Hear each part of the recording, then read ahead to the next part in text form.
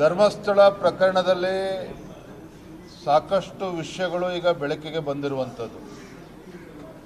ಹಿಂದೆ ಸಿದ್ದರಾಮಯ್ಯನವರು ಮುಖ್ಯಮಂತ್ರಿಗಳಾಗಿದ್ದಾಗಲೇ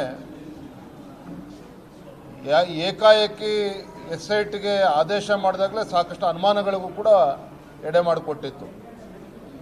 ಯಾಕೆಂದರೆ ಅಂದಿನ ಮುಖ್ಯಮಂತ್ರಿಗಳು ಒಂದಿನ ಮುಂಚಿತವಾಗಿ ಹೇಳ್ತಾರೆ ಯಾವುದೇ ತನಿಖೆ ಅವಶ್ಯಕತೆ ಇಲ್ಲ ಅಂತೇಳಿ.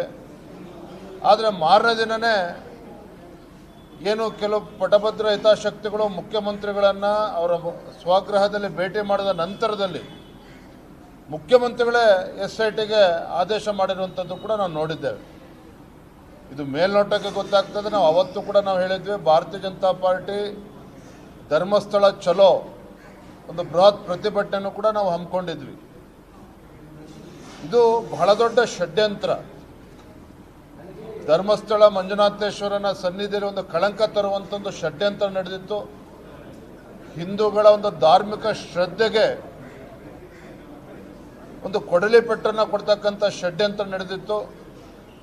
ಆದರೆ ದುರಂತ ಏನಪ್ಪ ಅಂತ ಹೇಳಿದ್ರೆ, ಅಂದಿನ ಮುಖ್ಯಮಂತ್ರಿಗಳು ಸಿದ್ದರಾಮಯ್ಯನವರು ಇದ್ಯಾವುದನ್ನು ಕೂಡ ಪರಾಮರ್ಶೆ ಮಾಡ್ದೇನೆ ಯಾರೋ ಬೀದಿಲಿ ಹೋಗೋರು ಬಂದು ಹೇಳಿದ್ರು ಅಂತೇಳಿದನ್ನು SIT ಆದೇಶ ಮಾಡಿದಂತೆ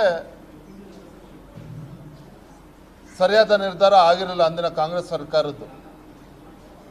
ಈಗ ಗೊತ್ತಾಗ್ತದೆ ಯಾವ ರೀತಿ 100 ಕೋಟಿ ಇದರಲ್ಲಿ ಇನ್ವಾಲ್ವ್ ಆಗಿದೆ, 100 ಕೋಟಿ ಇದರಲ್ಲಿ ತೊಡಗಿಸ್ಕೊಳ್ತಾರೆ ಅಂತ ಹೇಳಿದ್ರೆ ಈ ವಿದೇಶಿ ಶಕ್ತಿಗಳ ಕೈವಾಡವು ಇದರಲ್ಲಿ ಎಷ್ಟಿದೆ ಅನ್ನೋದು ಕೂಡ ತನಿಖೆ ಆಗಬೇಕಾಗ್ತದೆ. ಆದರೆ ನಮಗೆ ನೋವು ತಂದಿರುವಂಥದ್ದು,